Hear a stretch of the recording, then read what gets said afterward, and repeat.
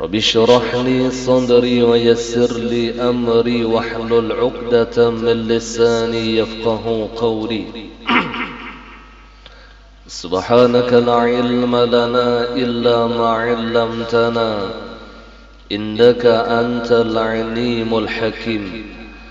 ولا حول ولا قوة إلا بالله العلي العظيم العزيز العليم عدد كل حرف كتب ويكتب أبد الآبدين ودهر الداهرين. رضي الله عني وعنكم وعن جميع المسلمين. قال المصنف رحمه الله تعالى: ونفعنا به وبعلومه في الدارين آمين. Telah berkata Abu Dzar radhiyallahu anhu, barang siapa memperbanyak kelompok suatu kaum, maka ia termasuk dari golongan mereka.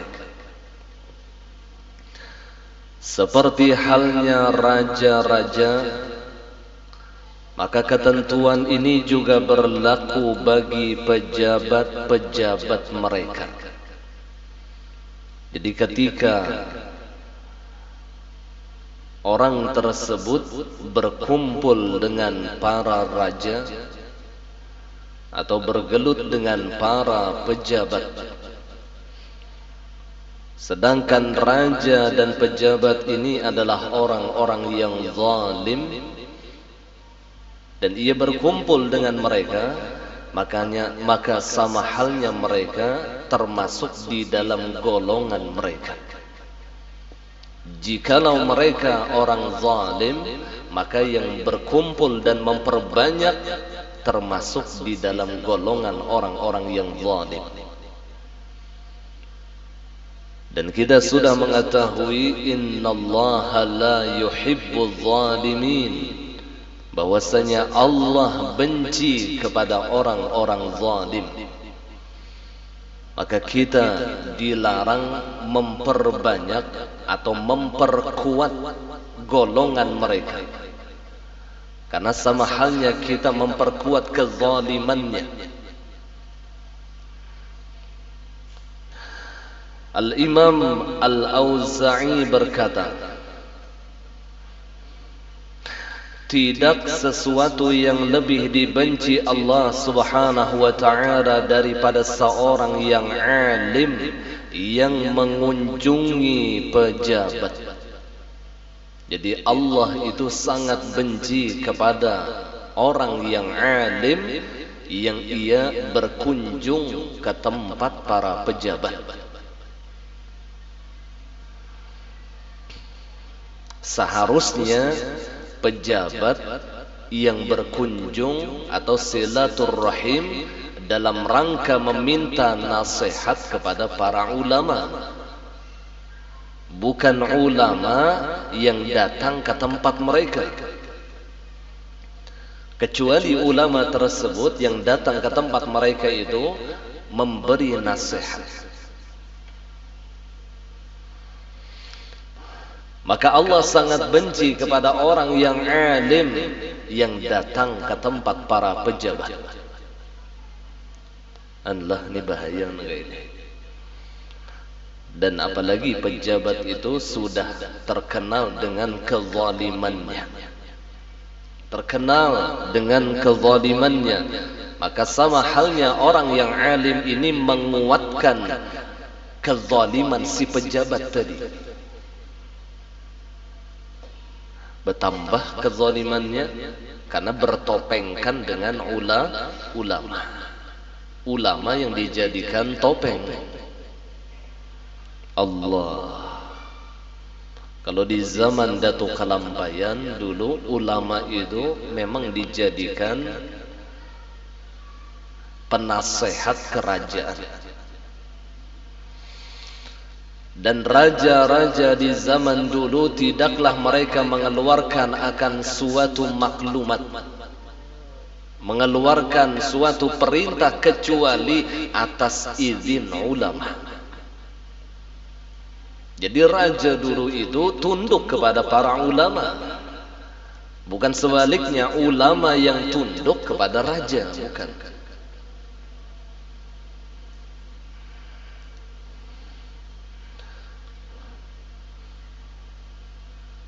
Setiap keputusan raja itu hasil daripada keputusan ulama. Itu raja dulu. Mereka meminta nasihat kepada para ulama, bukan memutuskan dengan hawa nafsunya, bukan. Tetapi mereka meminta nasihat dari ulama. Lalu setelah ulama memutuskan, baru mereka memutuskan akan suatu masalah. Dan itu dulu di zaman Datuk Kelambayan seperti itu. Jadi raja yang meminta nasihat kepada ulama,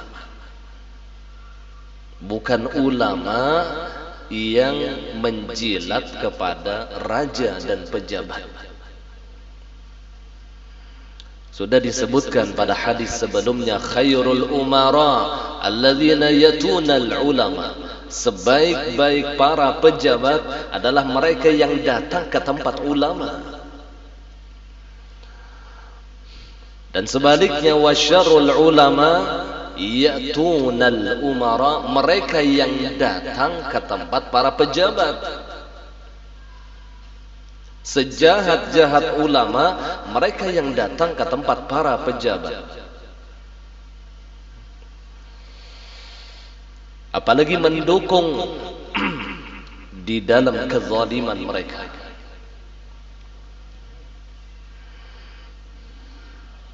Makanya salah satu hal yang halal ghibah, perkara yang dihalalkan ghibah, ketika kita menggibah para pejabat yang zalim, itu halal ghibah. Terkadang kita memponis tuan guru yang menyambat di tengah umum tentang pejabat pemerintah, Sidin aja gibah, ya itu gibah yang dihalalkan. Ada beberapa gibah yang dihalalkan.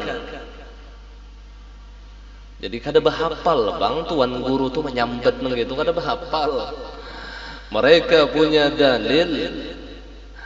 Kita yang bungol nih ya, yang lalu menyambat ulama. Lihat Imamul Akbar Al-Habib Rizik bin Syihab Sidin gaya berceramah tuh menyambat don pejabat nang kaya gibah. Padahal bukan ghibah, bukan haram, tetapi ghibah yang dihalalkan. Menyambat orang. Iya. Karena jikalau tidak disampaikan oleh para ulama tentang kezaliman para raja, kezaliman para pejabat, ini akan menipu rakyat.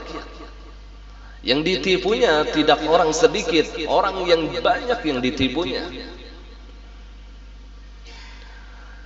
Jadi ulama harus berdiri di atas kebenaran.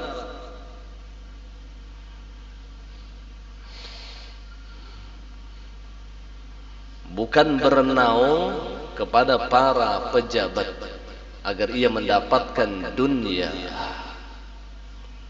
Tetapi ulama itu harus menyatakan kebenarannya di hadapan para pejabat. Termasuk jihad yang sangat mulia adalah kalimatu haqqin 'inda sultanin jair. Itu kata Rasulullah. Jihad yang sangat mulia adalah kalimat yang benar 'inda sultanin jair, di sisi raja yang zalim. Di sisi raja yang zalim. Kada takutan dah.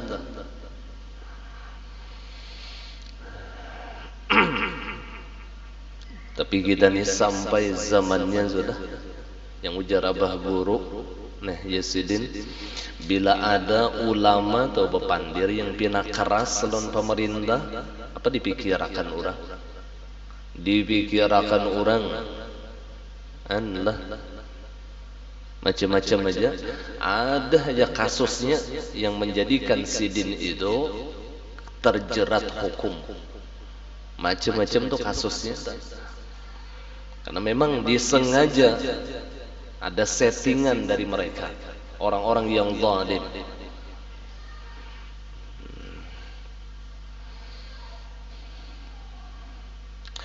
Nah kemudian apabila kedatangan kepada mereka itu bertujuan meminta harta mereka, ini maksudnya ulama yang dibenci oleh Allah ketika ia mengunjungi pejabat apabila tujuannya hendak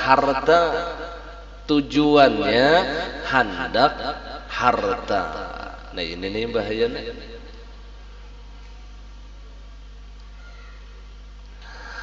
Maka itu berarti kepergian menuju sesuatu yang haram. Si orang alim tadi itulah berjalan menuju ke tempat para pejabat dengan tujuan meminta harta.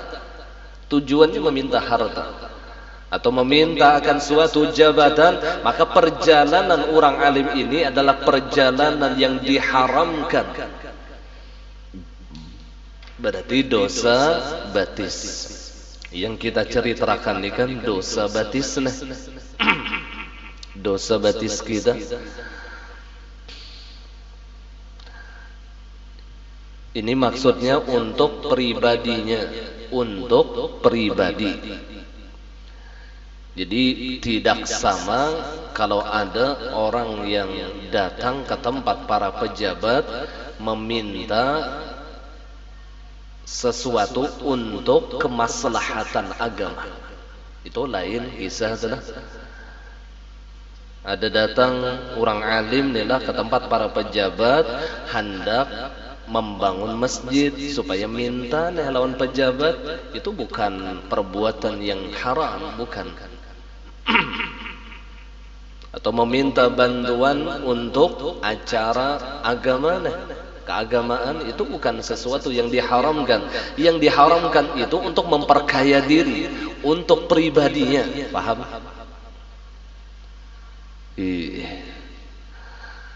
Kalau untuk kemaslahatan agama, justru ulama ini menyelamatkan umara. Tuan guru inilah meminta-minta inilah, tapi tujuannya untuk jihad fi sabilillah, untuk li'ila'i kalimatillah, untuk sesuatu maslahat bagi agama, maka tuan guru tadi menyelamatkan kita. Jangan dituduh masih dintu jangan atau disupan dia meminta-minta, bukan. Itu menyelamatkan kita. Kelak di yaumil qiyamah kita akan merasa bagaimana harta yang kita sumbangkan di jalan Allah. Kelak ia akan menjadi syafaat kepada kita di yaumil qiyamah. Di dunia ini kita belum merasa lagi, karena kita hanya berterima kasih kepada orang yang meminta sumbangan tadi. Makasih banyaklah jika kali ikam datang ke rumahku dahulu, aku kada selamat nang ini bang. Makasih banyak jika ikam kada meminta sumbangan lawan aku, kira-kira aku sakit di kubur. Baru ketika di yaumil qiyamah kita merasa berterima kasih kepada orang yang meminta kepada kita untuk agama Allah. Karena Allah menjanjikan in tansurullah yansurukum, jikalau kalian menolong agama Allah maka Allah akan menolong kalian. Ini pengecualian. Jadi beda orang yang alim datang ke tempat pejabat tapi niatnya untuk memperkaya dirinya pribadi, dengan orang yang alim datang ke tempat pejabat tapi untuk meninggikan agama Allah. Itu beda, beda hukum yang disamakan.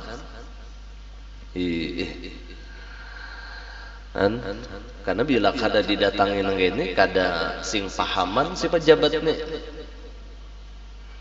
Kadang pejabat itu karena sibuknya sehingga ia tidak sempat berkunjung ke tempat ulama, dan ia tidak bisa menggunakan hartanya untuk agama Allah kecuali ulama yang mengarahkan. Makanya ujar Abah Guru Bahari, mun kawajar sidin orang sugih itu biisi kawan ulama, biisi kawan tuan guru. Kenapa? Agar jabatannya, harta-hartanya itu selamat. Karena ada orang yang mengarahkannya.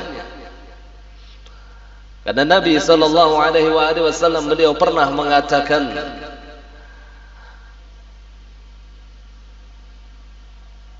sebaik-baik harta itu terletak di tangan orang-orang yang baik, di tangan orang-orang yang baik. Ni'mal malu salih biyadir rajulis salih, atau kama qala Rasulullah. Sebaik-baik harta itu berada di tangan orang yang baik. Maka jikalau para pejabat tidak dekat dengan ulama, mereka tidak bisa mengarahkan hartanya kepada sesuatu yang baik. Dia tidak akan bisa mengarahkan hartanya. Lalu ulama ini yang mengarahkan. Nah, nina adana masjidna, na tolong ikan bantu. Nina adana TPA, na tolong ikan sumbang. Nina ada acara orang na Isra Mi'raj ikan yang menyumbang. Jadi ulama tadi yang mengarahkan. Ni'mal malu salih biyadir rajulis salih. Sebaik-baik harta itu di tangan orang yang baik. Jadi bukan hartanya yang kada baik, yang tukang ingkutinya siapa? Tukang ingkutinya siapa? Nih Mac nih, bila di tangan tuan guru, lalu aja baca ramah sidin, lalu aja belajaran. Di tangan penyanyi bedang dutai lalu. Mac-nya kah yang salah? Orangnya kah? Orangnya lain Mac-nya Pak. Mun Mac-nya ini kada tahu kisah. Tergantung di tangan siapa ia berada. Apabila di tangan penyanyi, haur bedangdutan je kita. Bila di tangan ulama, ia akan memberikan nasihat kepada kita. Ia akan mengumandangkan ayat-ayat Allah, hadis-hadis Rasulullah. Demikian urusan harta, tergantung siapa yang memegangnya. Siapa yang memegangnya? Apabila yang memegangnya orang saleh, maka harta itu akan menjadi harta yang baik. Apabila yang memegangnya itu orang yang tiada saleh, orang yang bodoh, orang yang jahil di dalam urusan agama, harta itu akan menjadi harta yang jahat. Ya, yang lalu duit tugasan menyawer pedangdut ya. No, dihambur-hamburnya duit tadi. Jaka diberi para penuntut ilmu yang di pesantren dah. Kan? Ini hakun berjuta-juta yang disawer penyanyi-penyanyi yang membuka aurat. Para penyanyi yang melalaikan bagi orang yang mendengarnya akan Allah. Hakun aja berjuta-juta dah. Kenapa? Karena bungol. Itu masalahnya. Karena jahil di dalam urusan agama. Ya Allah. Allah. Jadi tergantung orangnya. Jadi bujur Abah Guru juga sidin mohon kawa orang sugi itu harus beparak lawan ulama agar harta mereka itu terarah. Karena harta ini kelak akan dipertanggungjawabkan di yaumil qiyamah dan ditanyakan kepada mereka min aina iktasabah wa fima anfaqah.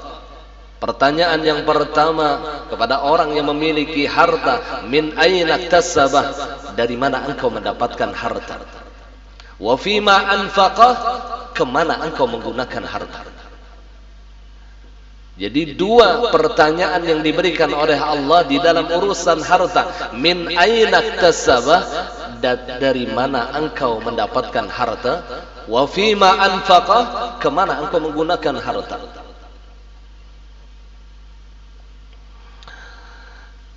Jaka model pertanyaannya nih, nak kemana menggunakan harta masih nyaman perasaan ulun dah. Satu pertanyaan aja ulun gunakan, ya Allah, membangun masjid, membantu orang-orang miskin, membantu di dalam acara-acara keagamaan. Ulun sumbangkan harta ulun, ya Allah, di jalan Allah. Imba tu ditanyai Allah Ta'ala pulang. Pertanyaan yang kedua, datang mana nyawa? Harta nyawa ini datang mana?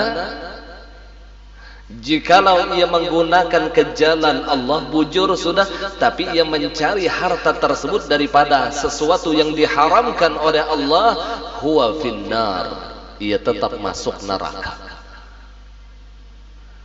Orangnya pemurah, tapi harta yang ia dapatkan adalah harta dari harta yang haram, huwa finnar, kata Imam Ali Zainal Abidin. Atau sebaliknya, ia mencari dari harta yang halal tapi ia gunakan kepada sesuatu yang haram, demikian pun beliau mengatakan ia di dalam neraka. Neraka juga sama. Atau ia mencari dengan harta yang haram, ia gunakan kepada sesuatu yang haram. Nah ini yang dobol nih, ini gak ada bertahan lagi sudah, ini pasti masuk neraka sudah, bahkan bi ghairi hisab. Nih gak ada bertahan lagi sudah.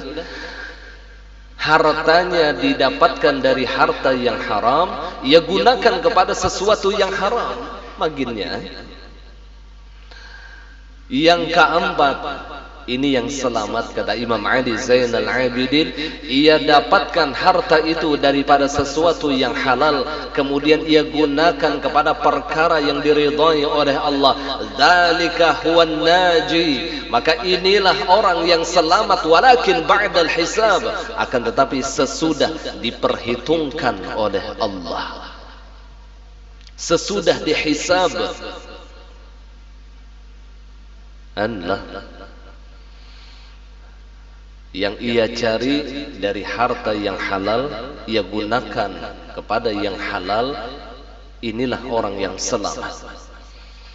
Yang tiga macam tadi kadada yang selamat, huwa finnar, neraka berada.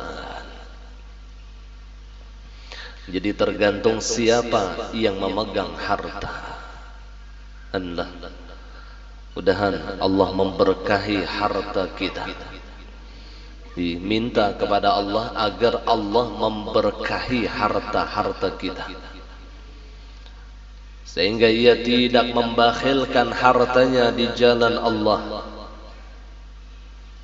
Kada yang pemalar tuh urusan agama ini, kada pemalar, karena diberkahi Allah. Itu bukti kalau harta itu diberkahi oleh Allah, ia mudah mengeluarkan di jalan Allah, mudah. Tapi kalau harta itu tidak diberkahi oleh Allah, sulit untuk mengeluarkan ke jalan Allah. Ngalih benar, rasa rugi, rasa kurang, rasa macam-macam, rasa sangkal mengeluarkan harta itu, rasa sangkal, padahal yang dikeluarkannya untuk agama Allah. Maka ini bukti bahwasanya harta yang ia miliki kada diberkahi Allah. Ini yang ujar Rasulullah apa? Yarfa'ullahul barakata an kasbihim. Di akhir zaman sayatin nas apa? Ada hadis Rasulullah, selagi akan datang suatu zaman kepada manusia, kata Rasulullah, yafirruna 'anil ulama wal fuqaha, mereka lari daripada para ulama, mereka lari daripada orang-orang yang alim. Fayabtaliyahumullahu bi thalathi baliyah, maka Allah akan memberikan bala kepada mereka dengan 3 bala. Maka bala yang pertama, yarfa'ullahul barakata an kasbihim, Allah angkat keberkahan usaha mereka. Jadi usahanya itu kada berberkat, hartanya itu kada berberkat. Disebabkan apa? Yafirruna 'anil ulama wal fuqaha, mereka tidak mau berkumpul hadir di majlis para ulama. Jadi salah satu asbab harta kita itu kada berberkat karena kada hakun hadir di majelis ulama. Mereka lari daripada para ulama. Bahkan bukan hanya sekedar lari, tapi mereka mencela kepada para ulama. Na'udzubillah, tsumma na'udzubillah. Ini bala yang di dunia ini diberikan oleh Allah kepada mereka. Yarfa'ullahul barakata an kasbihim. Allah angkat keberkahan daripada usaha mereka. Allah angkat keberkahan dari harta-harta mereka. Yang kedua, kata Rasulullah, wa yusallituhumullahu sultanan zalima. Allah letakkan pemimpin-pemimpin mereka itu adalah pemimpin-pemimpin yang zalim. Mulai RT-nya zalim, sampai pembakalnya zalim, sampai bupatinya zalim, sampai gubernurnya, bahkan presidennya zalim. Apa sebabnya? Yafirruna 'anil ulama wal fuqaha. Ada hakun mengurubuti ulama, ada hakun hadir di majelis ulama. Ini lain tuan guru Pak yang pandir nenggeni Rasulullah jelas yafirruna 'anil ulama wal fuqaha. Mereka lari daripada para ulama. Jadi sebabnya kita ni nak kenapa? Misalnya lah kita ni punya pemimpin-pemimpin yang zalim, punya presiden, punya gubernur, punya bupati, punya pembakal, bahkan RT kita ni zalim misalnya nih. Jangan salahkan mereka, tapi salahkan diri kita. Kenapa? Karena kita tidak menghormati ulama. Kita jauh daripada mereka. Kita tidak mau hadir di majelis-majelis mereka. Ini yang menyebabkan Allah berikan bala di kampung tadi, sultanan zalima, pemimpin-pemimpin yang zalim. Kemudian bala yang ketiga kata Rasulullah yang ditimpakan oleh Allah kepada orang yang lari daripada para ulama, wa yakhrujuna minad dunya bighairil iman. Ya keluar dari dunia kada membawa iman. Ini yang paling dahsyat balanya. Ini bala yang paling bahaya. Kada muntah darah, kada garing, kada bangkrut, tapi ketika ia meninggal dunia, ia keluar dari dunia tanpa membawa iman. Orangnya sugih, orangnya sehat, tapi pas mati kada beriman. Naudzubillah. Ini karena kualat, karena katulahan lawan ulama. Mudahan Allah selamatkan kita.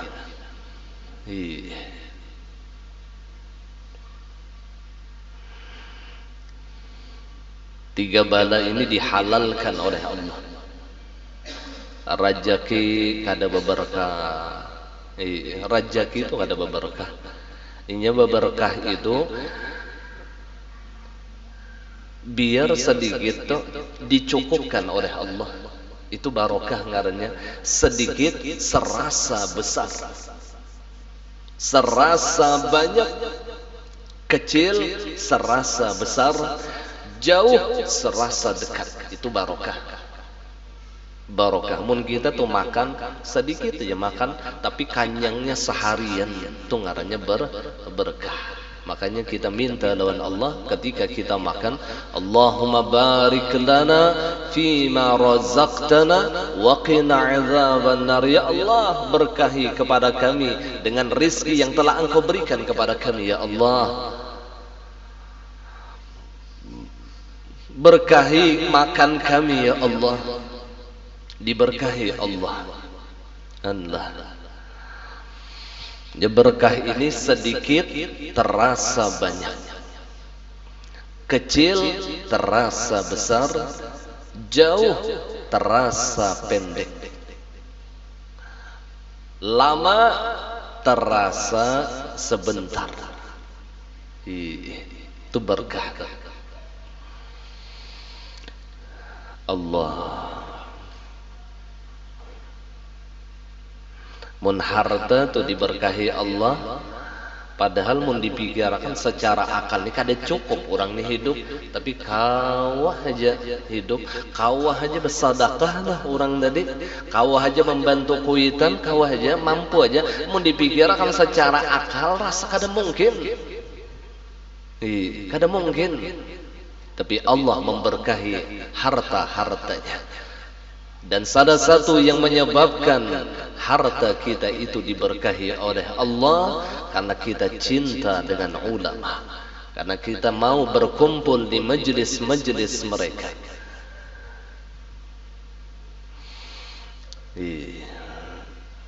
Yang kata Sayyiduna Luqmanul Hakim, wazahimhum bi rukbataik jalisul ulama wazahimhum bi rukbataik fa inna Allah yuhyi al-qulub al-mayyita bi nuril hikmah kama yuhyi al-ardha bi wabilis sama. Sekedudukanlah kalian dengan para ulama, sekedudukanlah kalian dengan para ulama, dan sesakilah majlis-majlis mereka itu dengan lutut-lutut kalian. Fa inna Allah, maka bahwasanya Allah yuhyil qulubal mayyita, menghidupkan akan hati yang mati, binuril hikmah, dengan cahaya ilmu. Kama yuhyil arda biwabilis sama, sebagaimana Allah menghidupkan bumi yang kering kerontang dengan curahan hujan. Allah mudahan Allah berkahi harta kita. Buktinya nyaman mengeluarkan gasan agama tuh kadang alih. Tuh buktinya tuh harta tuh diberkahi Allah. Kada yang harus sugih bang, harta berberkah tuh kada. Mudah ia mengeluarkan di jalan Allah. Kadang ngalih yang ngaran sedekah tuh kadang ngalih. Nah kemudian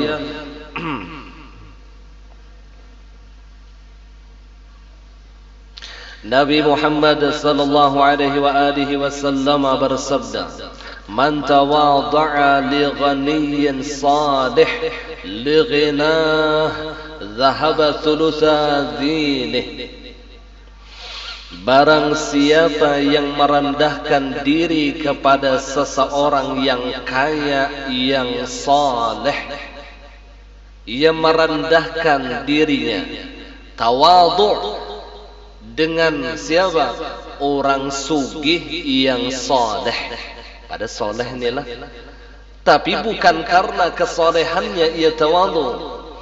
Ia tawadhu karena kekayaannya.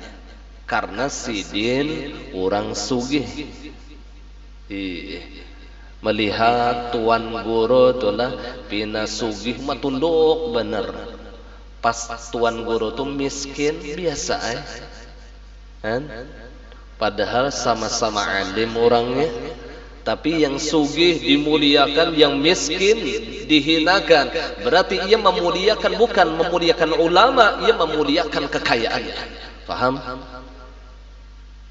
Ia memuliakan kekayaannya.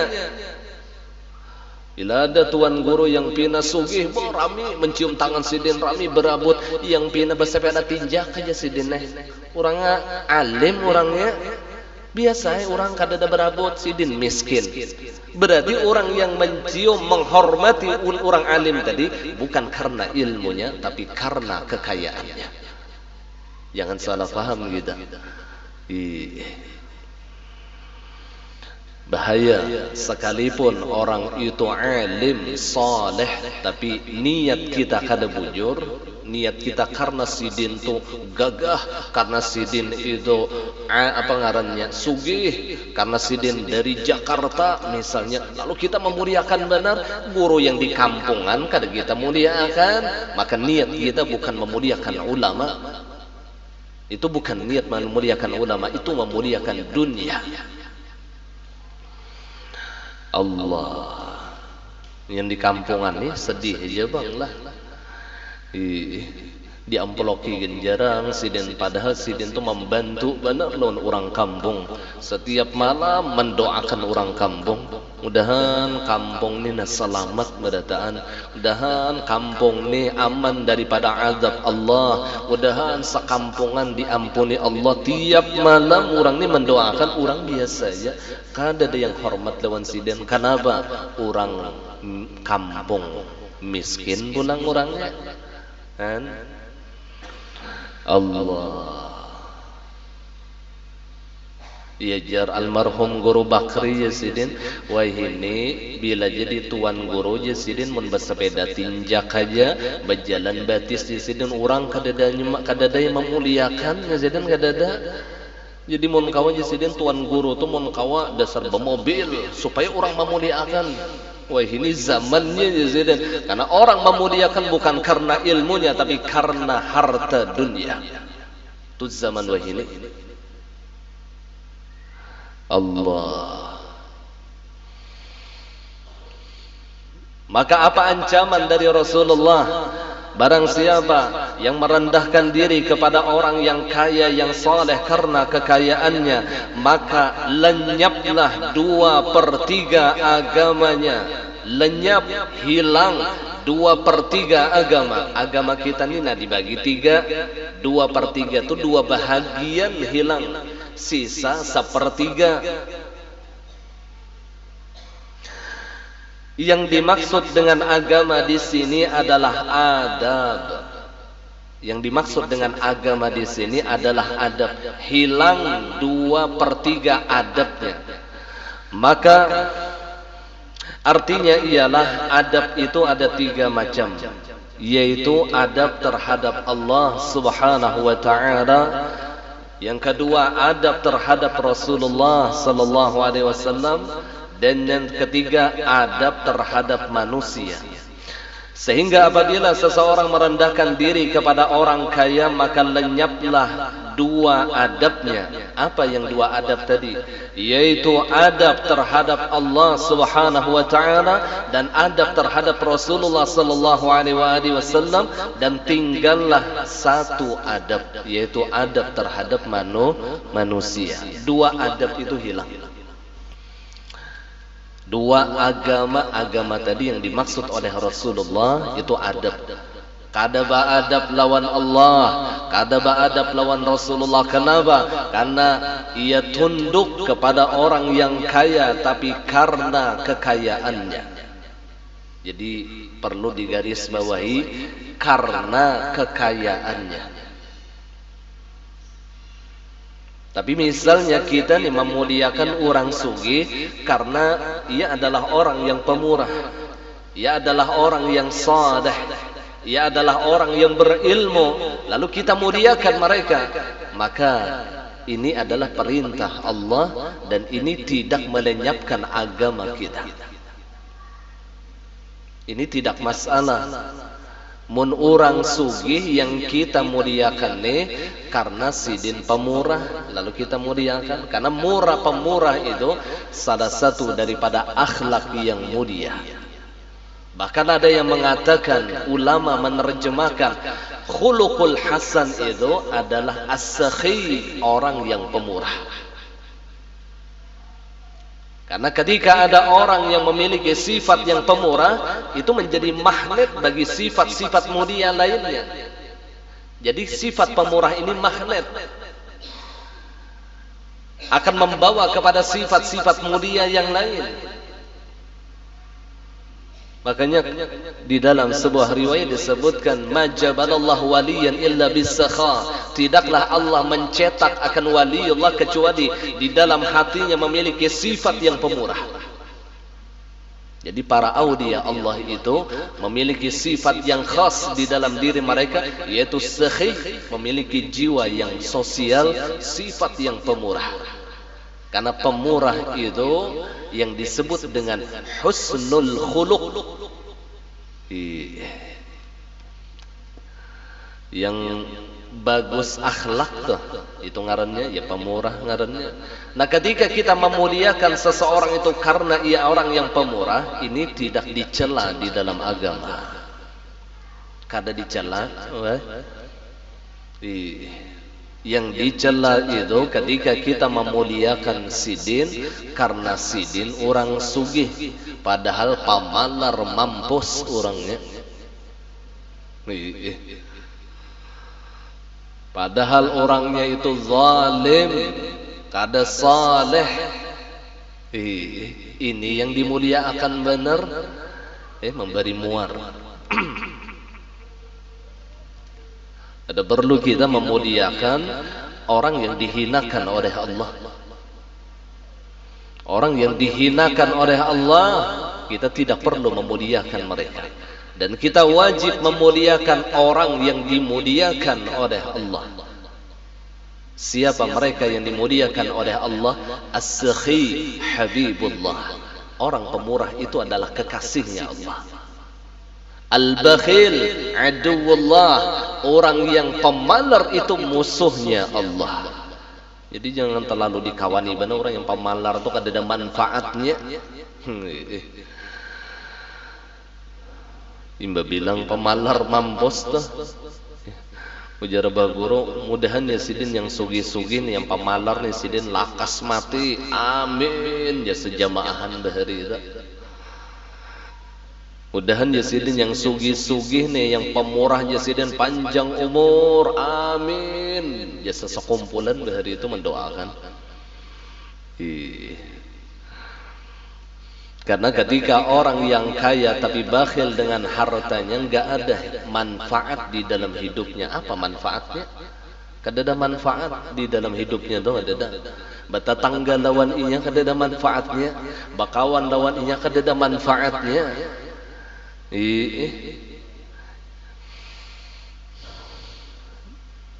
Justru seharusnya orang yang kaya itu ibadah yang paling utama kepada mereka adalah sedekah. Itu ibadah yang paling afdal kepada orang-orang yang kaya adalah sedekah.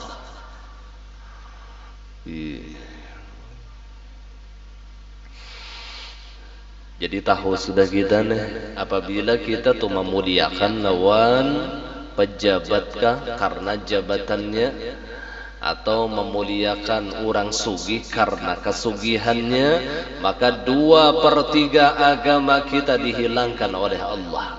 Artinya 2 bahagian adab itu hilang. Adab terhadap Allah dihilangkannya, adab terhadap Rasulullah dihilangkannya. Kada adab lawan Allah, kada adab lawan Rasulullah. Nauzubillah. Sisa 1/3 aja lagi agama nih, adab nih sisa 1/3 aja lagi. Sedikit aja melacong tuh, hilang lalu agama tuh. Allah. Jadi biasa-biasa aja lawan orang seperti itu. Biasa-biasa saja. Jangan terlalu menghambakan diri, memuliakan kepada mereka, padahal mereka bukan orang yang mulia. Tetapi muliakanlah yang memang dimuliakan oleh Allah. Muliakanlah. Allah.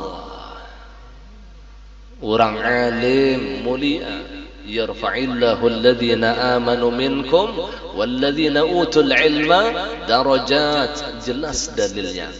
Orang yang bertakwa mulia. Inna akramakum indallah atqakum. Mereka dimuliakan oleh Allah. Muliakan mereka yang berilmu, muliakan mereka yang bertakwa, muliakan mereka yang saleh. Anzilun nas manazilahum. Dudukan manusia sekedar kedudukan mereka, sekedar kemuliaan mereka. Anzilun nas manazilahum. Dudukan manusia itu sekedar kedudukan mereka.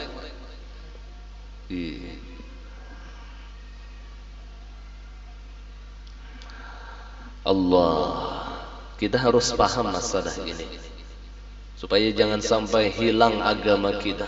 Jangan hilang. Dan ini sangat sering terjadi di dalam hati kita. Ini urusan hati inilah. Masalahnya memuliakan itu urusan hati.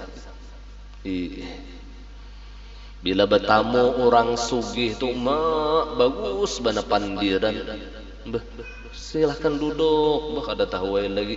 Bila bertamu orang miskin, maka ada baik lalu tata krama ada baik. Allah Saraba macam dikeluarkan di dalam rumah. Siapa bertamu orang sugih, siapa bertamu orang yang berdahi. Dahi sidin tergandal sedikit, rupanya talebar. Sudah yang kada berdahi ini bertamu, makasihan ya bang. Kayak pak kada berdahi, rupanya kaning ini sampok rambut. Ya Allah, biasa saja. Makanya Syekh Seman di dalam manaqib beliau, sering-seringlah kalian melazimi fuqara wal masakin. Sering-seringlah kalian berteman, berkumpul dengan orang fuqara wal masakin. Jangan suka berkumpul dengan orang-orang kaya. Jangan suka berteman dengan orang-orang yang kaya, karena ini akan menghilangkan rasa syukur kita atas nikmat Allah. Gara-gara bakawan binian tuh lah bakawan lawan kawannya yang sugih, itu apa belain tuh kena yang dahulu pina kada biasa batangsa lawan laki imbawa yahini lalu aja batangsa minta tukarakan HP iPhone Pro Max lah. Bakawan lawan orang sugih biar laki. Ya Allah, ikam hakon hendak jar laki pilih aja. Aku akawain nukarakan ikam hendak iPhone apa? iPhone hanyar ka, iPhone bekas. Jar bini yang hanyar ada, hanyar diranjah. Ada yang murah paling harganya 100.000 cuman hanyar diranjah. Yang bekas barang bekas tatabrak. Jadi kan ada pasnya. Ya lagi kada sanggup unda berjuta-juta nang itu. Bah, kawan ulun tuh sanggup pian benar yang makai ini aja hidup hari-hari. Kada ada kemajuan lalu. Tuh tetangga kita, hanya kami 5 tahun, bininya bah-HP iPhone sudah. Bininya kendaraan NMAX sudah. Pian nih bilang, ya Allah ya Rasul, ini gara-gara salah bakawan. Ayo pun, bukannya kita kada boleh bakawan lawan orang sugih, kada, silahkan, tapi jangan terpengaruh. Jangan. Lihat, sadar dengan keadaan hidup kita. Rizki itu masing-masing dibatasi oleh Allah. Harus paham. Orang begalang emas batangsa juga no laki begalang emas jangan laki jangan emas tambaga juga udah sanggup sesuai dengan kemampuan kita. Jangan memaksakan diri, akhirnya ia menghinakan nikmat yang sudah Allah berikan. Padahal kesempurnaan daripada syukur adalah asyukru bi ni'matil qalil. Syukur dengan nikmat yang sedikit. Itu baru sempurna syukurnya. Amun kita ni bersyukur rahatan dapat nikmat gonol, itu kada bersyukur ngarannya. Diberi orang durian yang pina apa ngarannya behulat tah bepira pira kalau lah duriannya ngarannya behulat duriannya lalu aja menyambat kedepik lalu dia memberikan ke orang kan padahal nikmat juga ngarannya. Jangan menghinakan nikmat, jangan menghinakan nikmat Allah. Kalau kita ingin sempurna syukur, maka belajarlah mensyukuri nikmat yang sedikit. Berapapun diberikan oleh Allah, alhamdulillah. Bebinian bila diberi laki nela hari ini 20.000, alhamdulillah, syukuri nikmat. Jangan mengeluh, jangan diberi esok pulang 15.000, tetap alhamdulillah. Diberi esoknya 1,5 juta memegang alhamdulillah. Ya Allah, Jadi syukur terus, nikmat sedikit alhamdulillah, nikmat banyak alhamdulillah. Asyukru bi ni'matil qalil. Syukur dengan nikmat yang sedikit itu adalah kamalus syukri, penyempurna syukur. Jadi belum lagi sempurna syukur kita kalau hanya kita bersyukur dengan nikmat yang gonol-gonol saja. Mun gitu pada tak naik kawan. Diberi orang 1 juta masyukurnya, diberi orang 5.000 lalu aja mak 5.000 aja lah ya. Padahal nikmat juga lah. Makanya syukur itu bukan berapa besar atau kecil nikmat, bukan itu yang dibahas di dalam syukur. Tetapi syukur itu memandang siapa orang yang memberi nikmat.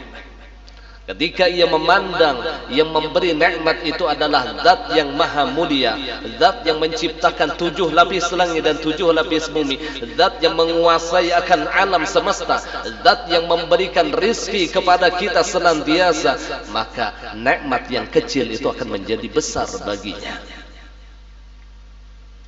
Benar kayak Pak Tujar contohnya, contoh supaya pian nyaman memahami. Pian tuh cinta bener lawan abah guru sekumpul, cinta bener.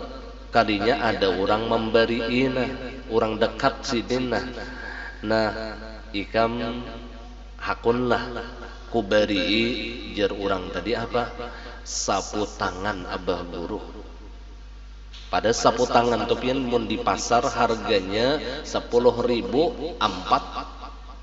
Murah aja, tapi yang karena kita cinta dengan ampun sapu tangan lalu diberiakan ini sapu tangan guru sekumpul, mahibongnya kita ditukari orang kutukarina sapu tangan ikam 1 juta kada, ini larang harganya. Kenapa jadi mahal? Karena orang yang memberikan, yang memiliki sapu tangan ini adalah orang yang kita cintai.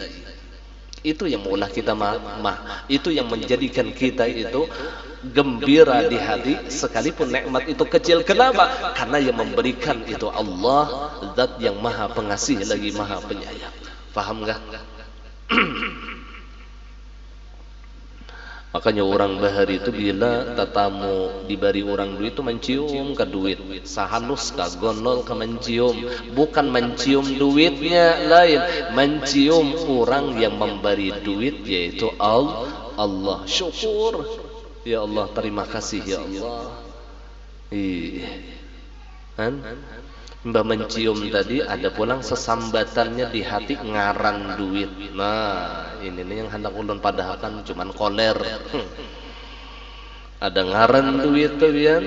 Wahai, sambat ngarannya datangan ikam ke wadahku dan bawai kakawanan ikam. Kakawanan ikam bawai. Apalagi duit yang 100-an tuh kakawanannya 100-an juga. Duit 2.000 dipadahi 2.000-an datang. Ada ngaran duit tuh ya. Allah asakolerul madahkanlah.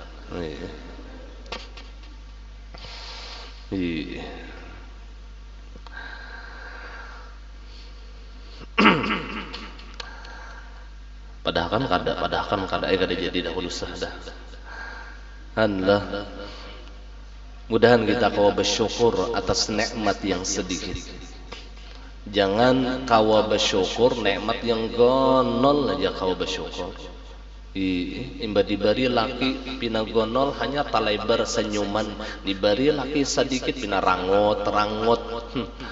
Itulah bersyukur, itu kada bersyukur ngarannya mun ganal aja hanya senyum. Itu kada bersyukur. Syukur itu halus gonol, inya bahagia. Kenapa? Karena yang memberikannya adalah orang yang dicintainya yaitu Allah melalui wasilah suaminya. Jadi laki itu hanya perantara, yang memberikan inya rezeki Allah. Lain laki bang, laki ini perantara aja. Bos tuh perantara aja.